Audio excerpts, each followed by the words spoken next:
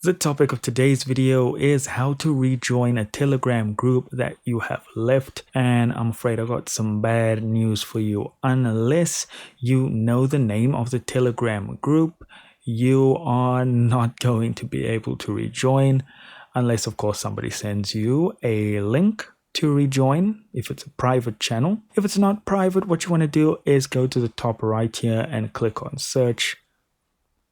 And let's just type in a name here. Let's say it's a WWE group.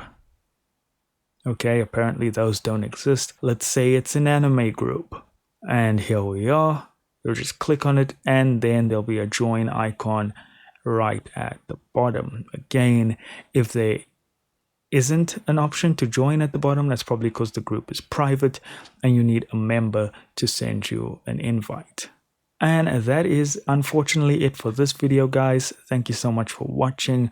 Do consider liking and subscribing, and I'll see you in the next video.